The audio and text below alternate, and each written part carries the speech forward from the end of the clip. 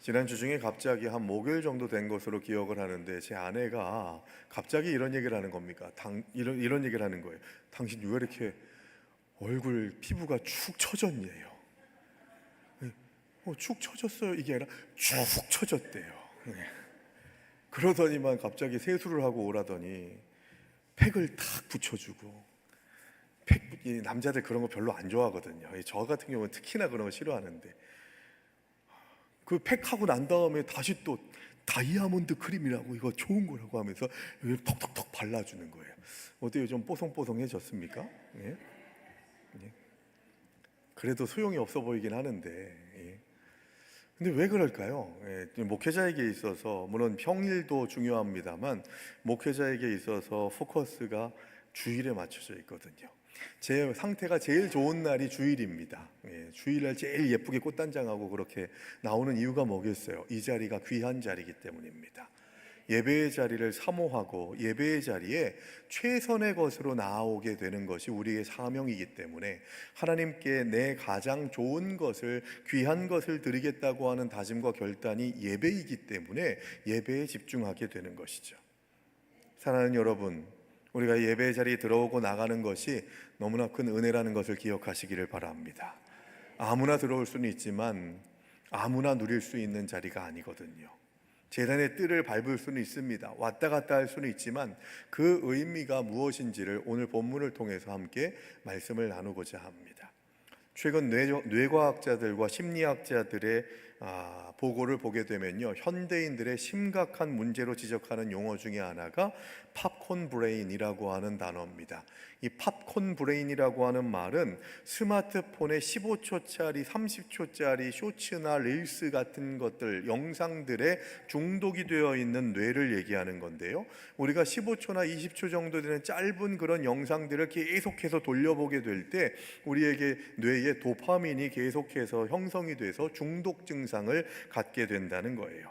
팝콘이 딱 터지듯이 강렬한 자극에만 반응하고 느리고 깊은 생각이나 긴 호흡으로 조용히 생각하고 묵상해야 될 일들에 대해서는 견디지 못해 하는 그런 상태가 팝콘 브레인의 상태라는 것이죠. 이 팝콘 브레인 현상은 우리의 신앙생활에도 치명적인 영향을 미치고 있습니다. 사순절의 십자가 고난을 깊이 묵상하고 내 죄를 애통해하는 거룩한 부담감은 현대인들에게는 너무 길고 지루하고 고루한 일이 되어버리게 됐다는 것이죠. 대신에 내 귀를 즐겁게 해주는 짧은 영상이나 위로, 가벼운 축복의 메시지에만 반응하게 되는 일들이 많아서 40일이라고 하는 긴 시간 동안 그리스도의 십자가를 묵상하고 그 십자가의 의미가 나 때문이라는 것을 깊이 묵상하고 들어가야 되는 이 사순절이 점점 더 퇴색되어가는 그런 일들이 현대인들에게 있게 되는 것이죠. 그 결과 우리의 시대의 예배는 한없이 가벼워졌습니다. 내가 원하면 언제든지 유튜브를 켜서 예배를 관람하고 시청하는 것이 예배의 전부인 것처럼 생각하는 경향이 생기게 됐습니다. 예배는 보는 게 아니라 뭐라고 했죠? 드리는 것이라고 말씀드렸습니다. 단어 하나 선택하고 사용하는 것이 우리의 인식을 지배하기 때문에 예배 보러 가, 여러분 영화 보러 가는 것처럼, 뮤지컬 보러 가는 것처럼 예배 보러 가는 것이 아니라 예배는 드리는 것임을 고백하면서 이 예배의 자리로 나올 수 있어야 한다는 것이죠. 우리가 하나님 앞에 나와서 예배하는 이 자리가 얼마나 엄청난 희생과 사랑의 핏값을 치르고서 열린 자리인지를 우리는 오늘 본문을 통해서 확인해야 합니다. 오늘 히브리서 본문은 우리가 예배당의 문을 열고 들어와서 하나님을 찬양하고 기도하고 말씀을 듣고 예배하는 이 모든 시간들이 얼마나 소중한 시간인가, 이 예배를 지키기 위해서 얼마나 많은 믿음의 선배들이 순교자의 피를 흘리며 지켜냈는가를 생각하면서 이 지성소, 주님의 예배의 자리로 들어올 수 있는 담력을 얻게 된 은혜가 어디에 있는지를 생각하면서 그 은혜에 기대서 우리가 진정한 예배자가 되기를 소망하는 하나님의 백성들이 될 수 있어야 되겠습니다. 오늘 말씀을 통해서 우리의 잃어버린 예배의 감격과 거룩한 부담감이 회복되는 은혜가 있게 되기를 주의 이름으로 축원합니다. 먼저 첫 번째로 우리가 고백해야 될 것은 성소에 들어갈 담력은 내 공로가 아니라 은혜의 증거인 그리스도의 복음, 그리스도의 피값으로 가능하게 되었다는 것을 인정해야 한다는 것입니다. 내가 예배자가 될 수 있고 하나님의 백성이 된다는 것은 놀라운 일입니다. 창조주 하나님의 자녀가 된다는 것, 그리고 이 세상에서의 삶뿐만이 아니라 그 삶 뒤에 있는 더 영광스럽고 영원한 하나님 나라에 대한 소망, 그것이 우리들에게 허락됐다는 것 자체가 얼마나 귀한 것인지, 그래서 그 은혜의 감격, 구원받음의 감격을 가지고서 너무나도 귀하고 감사하게 드려야 되는 것이 예배라는 것이죠. 제가 여러 번 강조했습니다. 여러분, 구원받기 위해서 예배 드리는 게 아니에요. 구원받은 자가 드리는 것이 예배입니다. 구원을 고백하고 경험하지 못한 자들은 진정한 예배자가 될 수 없습니다. 그래서 구원받기 위해 예배 드리는 것은 50점짜리 대답이고 100점짜리 대답은 내가 구원받았으니 하나님 앞에 예배합니다. 이게 진짜 고백이라고요. 자판기 신앙 되면 안 됩니다. 하나님, 내가 100원 넣었으니까 100원짜리 주세요. 자판기 신앙이거든요. 우리는 벌써 하나님 앞에 받은 은혜가 넘쳐납니다. 그래서 오늘 본문 10장 19절 20절 말씀 다시 한번 같이 봅니다. 그러므로 형제들아, 우리가 예수의 피를 힘입어 성소에 들어갈 담력을 얻었나니 그 길은 우리를 위하여 휘장 가운데로 열어놓으신 새로운 살 길이요 휘장은 곧 그의 육체니라. 무슨 얘기입니까? 십자가를 통해서 예수 그리스도께서 자신의 살을 찢으시고 피를 쏟으심으로 인해서 예수님이 십자가에서 죽으시는 그 순간에 하나님께서 하신 일이 무엇이냐? 성소와 지성소를 나누는 휘장을 위에서 아래로, 성경은 분명히 그냥 찢으셨다 하지 않고 위에서 아래로 찢으셨다는 겁니다. 이건 무슨 얘기예요? 하나님이 찢으셨다는 얘기예요. 하나님이 의도적으로 찢으셔서 성소와 지성소에 구분되는 것들을 허무셨다는 겁니다. 그래서 우리가 이렇게 예배 자리에 나올 수 있게 되는 것이죠.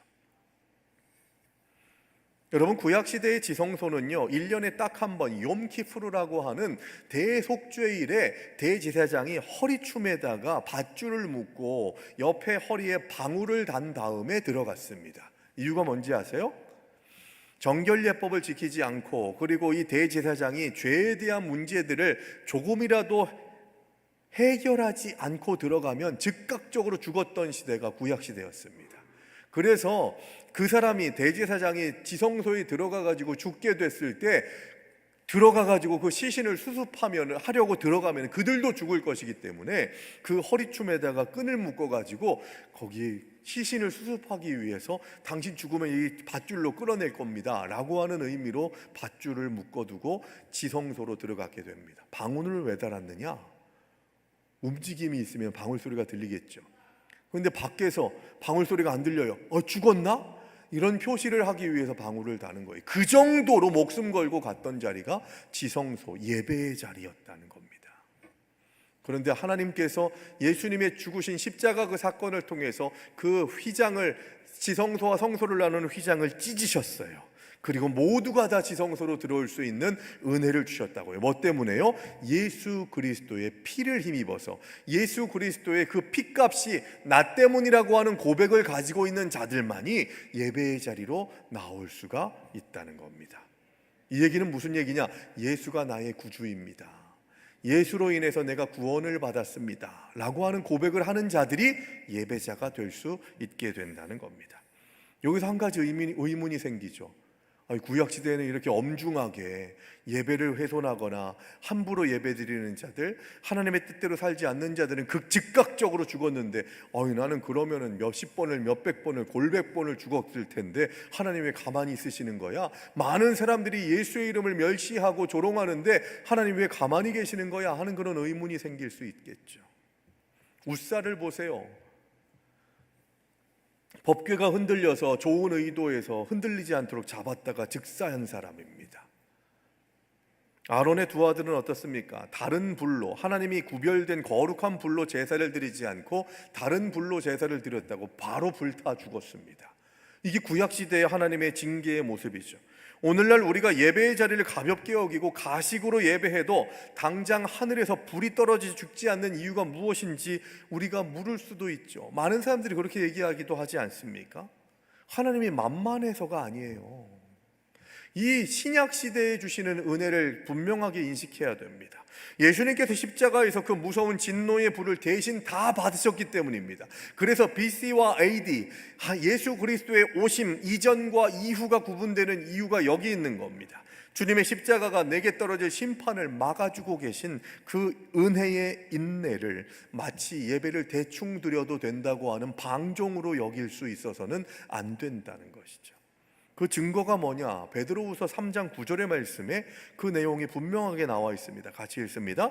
주의 약속은 어떤 이들이 더디다고 생각하는 것 같이 더딘 것이 아니라 오직 주께서는 너희를 대하여 오래 참으사 아무도 멸망하지 아니하고 다 회개하기에 이르기를 원하시느니라. 여러분, 구약의 이스라엘 백성들은요 본복이에요. 하나님의 백성은 이렇게 살아야 된다. 그래야 다른 믿지 않는 자들이 너를 보고 너희를 이스라엘 백성들을 보고 따라오지 않겠느냐. 하나님의 백성은 이렇게 사는 거구나. 그걸 보여줘야 되는 표본과 같은 본보기 같은 자들이 이스라엘 백성이었기 때문에 그들을 아주 명확하게 징계하시는 겁니다. 이렇게 살지 않으면 이렇게 징계받는다 라고 하는 것을 보여주는 역사가 구약의 역사라면, 이제는 신약의 역사를 통해서 예수 그리스도의 오심 이후의 삶은 구원의 역사거든요. 한 사람이라도 더 그 영혼을 구원하기 위해서 예수 그리스도께서 오셨고, 그 십자가의 공로 의지하는 모든 사람들을 나의 자녀라고 인정해 주시겠다고 그 문을 열어놓으셨으니 인내하시는 이유가 뭐냐? 한 사람이라도 더 회개케 하기 위해서, 한 사람이라도 더 영원한 멸망에 들어가지 않게 하기 위해서라는 것을 분명하게 말씀하고 있는 겁니다. 다시 본문으로 돌아와서 오늘 본문은 우리가 지성소에 들어갈 담력을 얻었다고 선포합니다. 이 담력, 파르레시아라고 하는 헬라어는요, 내 당당함이나 내 의로움에서 나오는 자신감이 아니에요. 원문에서 뜻하는 파르레시아의 뜻은 숨김없이 말할 수 없는 특권, 숨김없이 말할 수 있는 특권, 두려움 없는 확신이라고 하는 의미의 단어입니다. 그러니까 내가 담대히 말할 수 있는 힘이 바로 예수 그리스도의 보혈의 피에 있다는 거예요. 예수님의 죽으심이 나 때문이기 때문에 나의 죄값을 치르신 주님으로 인해서 내가 담력을 얻었다, 그 얘기입니다. 그러니까 내가 예배당에 들어올 수 있는 것은요, 예수를 믿기 때문에, 예수를 나의 주인으로 고백하기 때문에 두려움 없는 확신으로 나아갈 수 있게 된다는 것입니다. 여러분, 2차 세계대전과 6.25 한국전쟁 당시에 미국의 공군 조종사들이 조종복 안쪽에다가 비단 헝겊을 덧대가지고, 비단 조각을 꿰매가지고 그렇게 가지고 지니고 다녔다고 합니다. 그걸 블러드칫이라고 그렇게 불렀대요. 이 블러드칫은 특별한 비단 조각입니다. 조종사가 적진 가운데에서 추락했을 때 그는 현지 언어도 모르고 돈도 없는 완벽한 이방인이자 죽은 목숨이었겠죠. 그때 조종사는 낯선 원주민들에게 그 비단 조각을, 블러드칫을 보여줍니다. 거기에는 여러 나라의 언어로 이런 말이 쓰여졌다고 합니다. 그리고 그 아래에 미국 대통령의 국세, 인장이 딱 찍혀져 있었대요. 그 헝겊에 써 있는 내용이 이런 내용이었다고 합니다. 이 사람은 미국의 조종사입니다. 그를 살려서 연합군에게 데려다 주시면 미국 정부가 막대한 보상을 할 것입니다 라고 하는 말이 여러 나라 단어로 쓰여졌었다는 겁니다. 말이 통하지 않고 아무런 공로가 없어도 조종사는 오직 이 블러드칫에 의지해서 그걸 들이밀고 담대하게 도움을 요청할 수 있었습니다. 사랑하는 여러분, 우리 삶의 자리에서, 주일 아침 예배의 자리에 우리가 나올 수 있는 자격이 어떤 게 있습니까? 지난 한 주간 지은 죄를 생각하면 우리는 감히 하나님 앞에 설 수조차 없는 존재입니다. 저도 목사이지만 목사 가운 이렇게 딱 입고 스톨 딱 하고서 올라와가지고 점잖은 척하면서 이렇게 말씀을 전하니까, 야, 목사님 인생 참 잘 사는가 보다 하겠지만 저도 부끄러운 죄인일 수밖에 없습니다. 그런데 우리가 어떤 담력을 얻어서 주님의 지성소에 나와서 예배드릴 수 있다는 겁니까? 은혜인 거죠, 은혜. 우리의 영혼에 예수 그리스도의 십자가의 피로 쓰인 그 블러드칫, 영적인 블러드칫으로 보혈의 증서로 새겨져 있는 주님의 사랑의 메시지가 우리를 예배자가 되게 하시고 승리자가 되게 하실 줄로 믿습니다.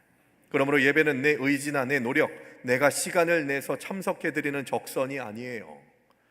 짜투리 시간을 드리는 것이 아닙니다. 예수님께서 자기 육체를 찢어서 열어주신 그 핏길을 걸어가는 은혜 받은 자들만이, 확신과 고백과 감사로 나아가는 자들만이 경험하게 되고 고백하게 되는 그 예배의 자리를 우리는 누리고 있는 것입니다. 내 공로를 앞세우는 교만을 버리고 나를 살리신 그 은혜 앞에 감격적으로 엎드리는 살아있는 예배자 되시기를 주의 이름으로 축원합니다. 두 번째로 우리가 고백해야 될 이 다짐은, 참 마음과 온전한 믿음은 일상생활에서 구체적인 행동으로 연결돼야 된다는 겁니다. 오늘 본문 22절의 말씀을 같이 함께 볼까요? 같이 읽습니다. 우리가 마음의 뿌림을 받아 악한 양심으로부터 벗어나고 몸은 맑은 물로 씻음을 받았으니 참 마음과 온전한 믿음으로 하나님께 나아가자. 은혜로 열린 예배의 길을 걷는 자들이 어떤 태도로 삶을 살아가야 하는가에 대한 아주 명확한 메시지입니다. 그러니까 무슨 얘기예요? 참 마음과 온전한 믿음이 하나님 앞에 나아가는 근거가 된다는 겁니다. 그러면 참 마음과 온전한 믿음은 뭘까요? 위선과 가식이 없는 투명한 마음, 하나님께만 집중하는 그 마음이 예배자의 마음이라는 겁니다. 주일 예배당에 앉아 있을 때는 거룩한 척하지만 예배당 문을 나서기만 하면 이웃을 미워하고 정직하지 못한 이익을 탐합니다. 세상 사람들 다 그렇게 사는데 나는 그래도 덜한 거야. 저 옆집에 김 씨는 더해. 이게 우리들의 면죄부가 될 수 없습니다. 가정에서 거친 말을 남편에게, 아내에게 쏟아냅니다. 자녀를 존귀하게 대하지 않고 함부로 대합니다. 부모를 멸시합니다. 존경하지 않고 존중하지 않아요. 이런 모든 것들이 예배자답지 못함이라는 것이죠. 참 마음과 온전한 믿음이 아니라는 겁니다. 예수의 피로 씻음을 받았다는 것은 우리의 일상생활 전체가 예배의 연장선이 되어야 한다는 것을 말씀하고 있습니다. 1904년에 우리나라가 평양 대부흥운동 일어나기 한 2년 정도 전에 전 세계의 영적 각성의 불씨가 영국 웨일스에서부터 시작이 됐습니다. 웨일스 대부흥운동이라고 부르는데요, 여기에 이반 로버츠의 집회에서 독특한 일이 일어나게 됐습니다. 성령의 강력한 임재를 경험한 광부들과 시민들이 그저 눈물 흘리며 기도하고 집회를 마친 것이 아니었어요. 그들은 집회가 끝나자마자 상점에 찾아가서 과거에 자기가 몰래 훔쳤던 물건의 값을 대신 늦었지만 그때 치르게 됩니다. 경찰서에 가서 자신이 지은 죄에 대해서 자백하고 자수하는 일들이 벌어집니다. 수십 년간 원수로 지냈던 이웃에게 찾아가 무릎을 꿇고 용서를 구하는 일들이 일어나게 됐던 것이죠. 여러분, 부흥의 시작, 평양 대부흥운동도 그렇고 이 웨일스 부흥운동도 마찬가지로 하나님께서 주신 그 변화는 삶에서 연결돼서 하나님께서 기뻐하시는 방향으로 내 발걸음이 옮겨지게 되는 것이었다는 거죠. 광부들이 많았습니다. 이 웨일스 대부흥운동에서는요. 그래서 기현상이 하나 있었다고 보고가 되는데요, 탄광의 조랑말들이 일을 하지 못하는 기현상들이 있었다고 합니다. 이유가 뭐냐 하면 광부들이 평소에 짐을 나르게 하는 이 조랑말들에게 입에 담지 못할 악하고 심한 욕설을 그 동물들에게 했다는 거예요. 막 때리고 막 성질내고 열받아 하면서 이 조랑말들에게 일을 시켰었는데, 이 광부들이 은혜를 받으니까 말이 바뀌어가지고 조랑말들에게 왜 빨리 안 가? 이렇게 했던 말들에게 자 옮겨가자, 힘들지 하면서 말을 하니까 조랑말들이 못 알아듣더라는 거죠. 여러분, 이런 일들이, 저는 강아지를 키워봤잖아요. 그리고 어느 집에 갔더니 계속 진짜 하지 말라고 제가 해도 개를 막 학대하듯이 개가 이렇게 좋다고 오면요 뻥 차버려요. 저쪽으로 팍 나가 떨어져요. 지나가면서 한번 툭 때리는 게 그냥 건드리는 게 아니라 진짜 세게 때리더라고요. 하지 좀 말라고. 그랬는데 그 친구가 어느 날 너무 그 강아지한테 일로 와봐, 초롱아 일로 와봐, 그렇게 하니까 얘가 깜짝 놀래요. 날 계속 두드려 팼던 강아지가, 주인이 나를 이렇게 이리 와 하면서 막 얼굴 표정부터 시작해서 말투도 달라지니까 얘가 어찌할 바를 몰라 하는 거예요. 동물들이 그렇다니까요. 그런 일이 벌어졌던 거예요. 조랑말들이 인식을 할 정도로 웨일스의 광부들의 삶이 변화됐다는 거죠. 여러분, 우리 예배자들은 이런 삶이 연결돼야 됩니다. 이것이 바로 참 믿음, 참 마음과 온전한 믿음이라는 거예요. 관념적인 신앙에 머물러서는 안 됩니다. 오늘 사순절 예배를 드렸다면 우리의 일상으로 돌아가서 구체적인 행동신앙으로 우리의 삶이 연결돼서 하나님이 기뻐하시는 예배가 우리의 삶에 이어질 수 있어야 되는 거죠. 용서하지 못했던 사람에게 먼저 연락하고 일터에서 정직한 손해를 감수하며 가정에서 십자가의 섬김을 실천하는 것이 우리의 사명입니다. 그것이 하나님이 흠양하시는 진짜 산 제사라는 것이죠. 그래서 로마서 12장 1절 말씀 같이 함께 봅니다. 너무 중요한 말씀이죠. 같이 읽죠. 그러므로 형제들아, 내가 하나님의 모든 자비하심으로 너희를 권하노니 너희 몸을 하나님이 기뻐하시는 거룩한 산 제물로 드리라. 이는 너희가 드릴 영적 예배니라. 여러분, 제일 중요한 건 예배 드리는 그 순간도 중요하지만 이 예배당의 문을 열고 나가는 그때 내가 진짜 예배자인가 아닌가를 거기에서부터 확인할 수 있게 된다는 것이죠. 마지막 세 번째입니다. 모이기를 패하지 않는 열심으로 목장을 사수해야 합니다. 이 목장은 우리 목장 모임을 얘기하는 거예요. 옛날에 구역 모임 하듯이. 이제 4월 첫째 주일 오후 예배 시간에 목장 출정식 같은 예배를 하게 될 것이고, 그 가운데에서 이제 목자와 섬김장들을 중심으로 해서 목장 모임을 하게 될 겁니다. 이 모임을 우리가 올해 정말 귀한 모임으로 다시 세우는 은혜가 있게 되기를 바랍니다. 히브리서 기자는 개인의 예배와 일상을 넘어서 공동체를 향한 거룩한 명령을 내립니다. 24절에서 25절 말씀 같이 읽습니다. 서로 돌아보아 사랑과 선행을 격려하며 모이기를 패하는 어떤 사람들의 습관과 같이 하지 말고 오직 권하여 그날이 가까움을 볼수록 더욱 그리하자. 아멘. 여러분, 여기에서 25절 말씀, 모이기를 패하는 어떤 사람들의 습관과 같이 하지 말아야 된다는 말씀을 주목해야 돼요. 우리의 신앙에 식어지고 타락하는 가장 결정적인 첫 번째 증상은 무엇이냐? 모이기를 귀찮아한다는 것입니다. 나 혼자 영상으로 예배드리면 기도하면 되지, 뭐하러 피곤하게 사람들 만나면서 교회 왔다 갔다 하냐, 모이려고 하느냐라고 하는 그런 생각이 우리의 신앙을 무너지게 한다는 것이죠. 이것은 성경을 정면으로 위배하는 가장 위험한 습관입니다.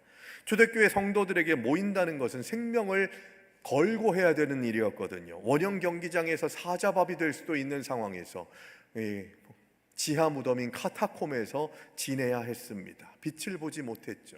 제가 3년 전에 터키 지역 데린쿠유라고 하는 지하 도시를 성지순례를 했던 적이 있습니다. 지하 7층까지 이렇게 연결되어 있는 그런 곳이었는데 거기에 들어가 가지고 참 마음이 좀 무거웠습니다.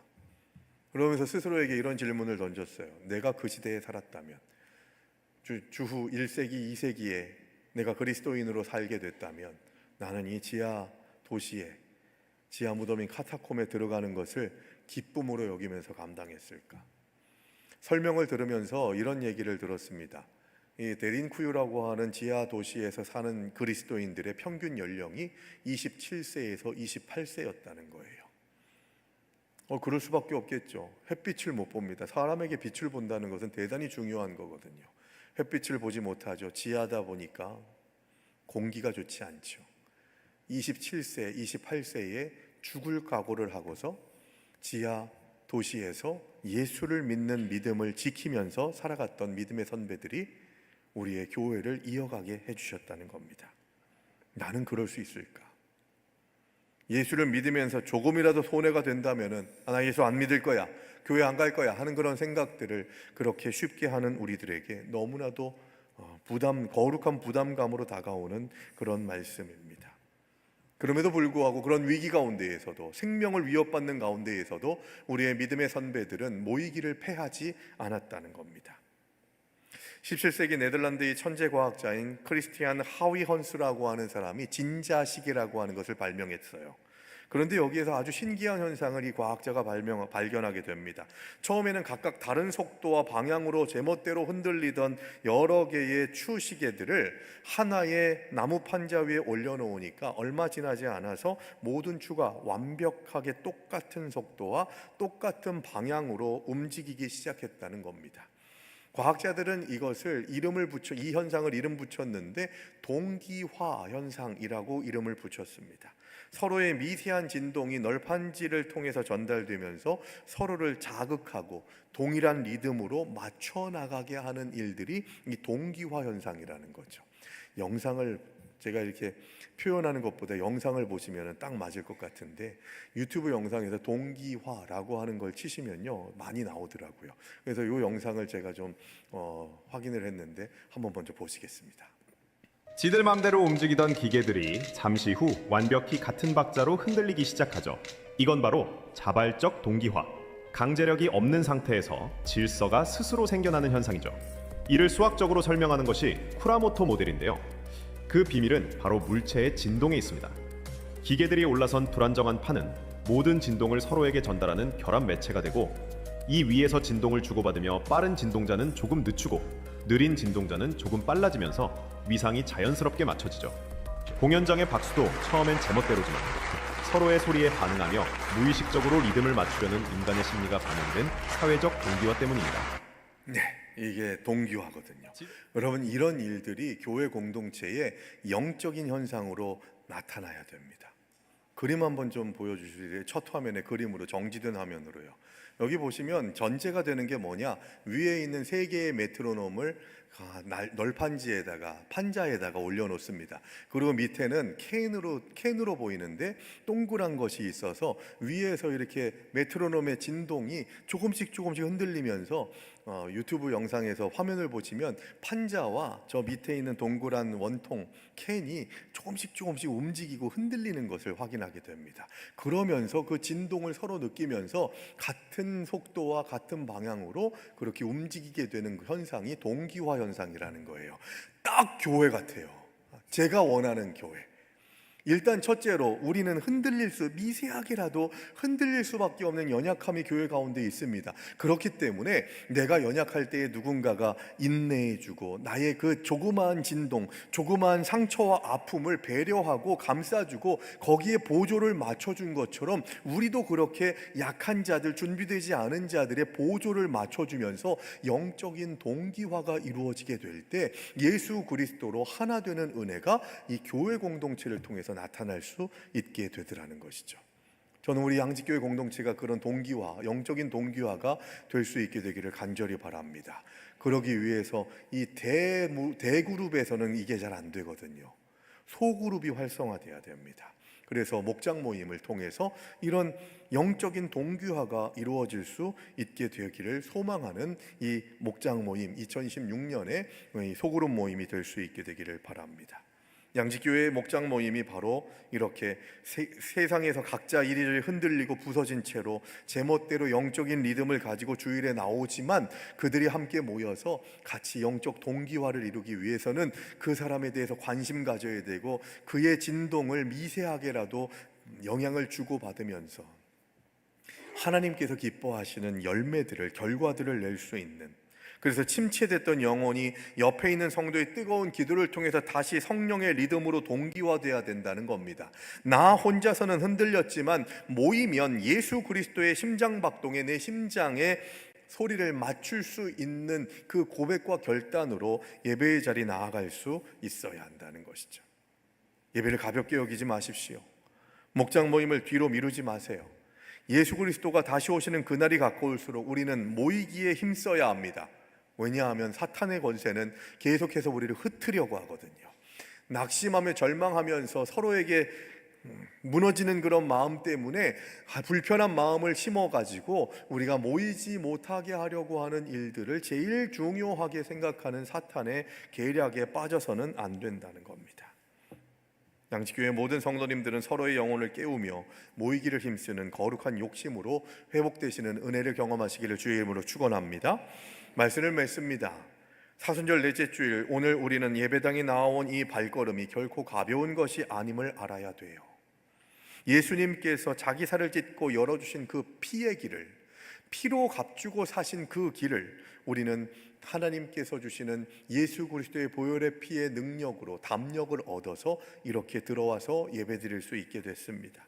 이 크신 은혜를 입은 자답게 팝콘처럼 튀어오르는 세상의 얕은 즐거움을 끊어내고 우리 일상에서 참 마음으로 순종하는 살아있는 예배자가 되는 것, 이것이 사순절 넷째 주일에 우리가 결단하고 회복해야 할 다짐이 되어야 한다는 것이죠. 오늘 지금 설교를 마치고 함께 결단의 찬양으로 부를 찬송가 494장 만세반석 열리리라고 하는 찬양을 함께 부르게 됩니다. 이 찬송은 영국의 오거스터드 토플레디 목사님이 지은 곡입니다. 이 목사님이 어느 날 길을 가다가 끔찍한 벼락과 폭풍우를 만나게 됐다고 합니다. 어떻게든 살아보려고 자기 힘으로 뛰고 발버둥 쳐봤지만 피할 곳이 없었대요. 죽음의 공포 속에서 이리저리 뛰어다니다가 거대한 바위산에 깊게 갈라진 틈에 들어가서 몸을 피해서 겨우 목숨을 구할 수 있었다는 겁니다.